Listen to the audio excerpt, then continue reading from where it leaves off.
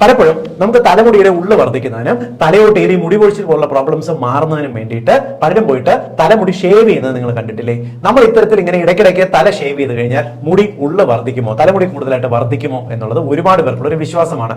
യഥാർത്ഥത്തിൽ ചെറിയ കുട്ടികൾക്കെല്ലാം തന്നെ തലമുടി ഷേവ് ചെയ്യുമ്പോൾ ഒരു 1-2 വയസ്സിനകത്ത് മുടി ആക്റ്റീവായിട്ട് വളർന്നു തുടങ്ങുന്ന സമയത്ത് ഷേവ് ചെയ്യുകയാണെന്നുണ്ടെങ്കിൽ തലയോട്ടിയിൽ വളരെ കുഞ്ഞു മുറിവുകൾ ഉണ്ടാകുകയും ഒരു മൈക്രോ നീഡ്ലിംഗ് എഫക്ട് തലയോട്ടിയിൽ ഉണ്ടാകുകയും കൂടുതൽ ബ്ലഡ് സർക്കുലേഷനും കൊളാജനും തലയോട്ടിയിലേക്ക് കൂടുതൽ വരികയും മുടി കൂടുതൽ വളരുകയും ചെയ്യും. അതുകൊണ്ടാണ് തീരെ ചെറിയ കുട്ടികൾക്കെല്ലാം തല മുട്ടയടിച്ചു കഴിഞ്ഞാൽ നല്ല ഉള്ളോട് കൂടിയ മുടി വളരുന്നത്. എന്നാൽ മുതിർന്നവർക്ക്, പ്രത്യേകിച്ച് ഒരു 35 വയസ്സ് കഴിഞ്ഞവർ ഇത്തരത്തിൽ പോയി മുട്ടയടിച്ചു കഴിഞ്ഞിരുന്നാൽ പലപ്പോഴും നമ്മുടെ തലമുടി പഴയ പോലെ വളർന്നു വരണമെന്നില്ല. തലയോട്ടിയിലുള്ള ഹെയർ ഫോളിക്കലിന്റെ ഡാമേജ് ഉണ്ടായിരുന്നാലോ, ഒരുപക്ഷെ തലയോട്ടിയിൽ ഏതെങ്കിലും തരത്തിലുള്ള കണ്ടീഷൻസ് ഉണ്ടെങ്കിൽ, തലയോട്ടിയിലുള്ള മുടിയിഴകൾക്ക് ആരോഗ്യം കുറഞ്ഞിരുന്നാലോ പലപ്പോഴും നമുക്ക് നേരത്തെ ഉണ്ടായിരുന്ന അത്ര പോലും മുടി വളരില്ല. അതുകൊണ്ട് കൊച്ചു കുട്ടികൾക്ക് മുടി മുട്ടയടിച്ചു കഴിഞ്ഞാൽ തലമുടി വളരും എന്ന് പ്രതീക്ഷിക്കുന്ന പോലെ ഒരു പ്രായം കഴിഞ്ഞിട്ട് പോയി മുട്ടയടിക്കരുത്, ഗുണം ഉണ്ടാവില്ല.